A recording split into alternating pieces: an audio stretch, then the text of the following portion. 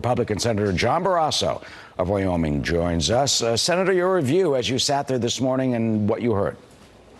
Well, Eric, now we are starting to hear the rest of the story, and what we see coming out is, I think, evidence that undermined the Democrat case and undermined Congressman Schiff's credibility. I think he lost credibility significantly this morning as the evidence was presented of so many things that had been left out. How is that specifically? What do you mean by that? Well, as you know, they first read from the transcript that the president released of the phone call between President Trump and the president of Ukraine.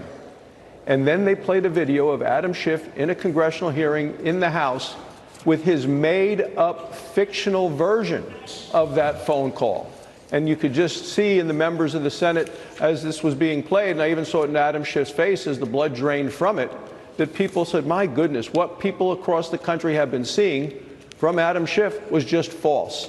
And then the White House group laid out other areas that had been left out. There are some videos that the House managers played 6, 7, 8 times. You know, I wish they let them run a little longer, because sometimes the next statement out of that witness's mind and mouth is one that just turns around completely what we had seen in that small clip played by the Democrats. You just made a very important point, your view of Adam Schiff and the other senators. And because viewers at home, because of this is Senate TV, which let me go on the record saying I think that's wrong. I think that it should be open to the press. We can't see the reaction of the senators. They don't show that to us. So when that clip of Mr. Schiff was being played, did you look around? Do senators look at each other and roll their eyes or eyebrows, or what type of reaction do you guys have? Well, I saw a lot of smiles on the Republican side, and on the Democrat side, I saw people either like clenching their lips or making a tight face or putting their hands to their face or their head. It was the body language was so different. It was astonishing. And I think at that point, Republicans thought, finally, the president's case, after months and months and months, is finally starting to come out, because we know that the process in the House was not fair. Only 1 in 3 Americans think it was fair.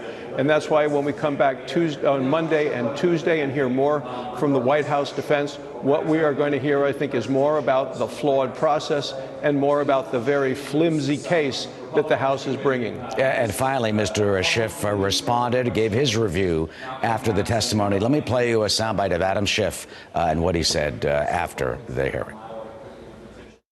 This is the overarching argument. Continue to maintain the president did nothing wrong. This may be the most dangerous point they make, because that means basically you can seek, as President of the United States, to get a foreign nation to help you cheat in an election. And you can do it through any means you like. How do you respond, Senator, to what Schiff says? Well, he's 100% partisan. He thinks that the 2016 election was fixed and unfair. And he also said he thinks the 2020 election isn't going to be fair because he doesn't trust the American voters. He wants to be the judge, the jury, and the executioner. He wants to take Donald Trump not just out of office, but his name off of the ballot. I think that he is trying to influence the upcoming election just as much as the last one. And it's just what I would expect from a very partisan process that was rushed, that basically was a political stunt, and then holding the articles for 33 days before sending them to the Senate. And that's what you get when you do have a sloppy, rushed process that is 100% partisan.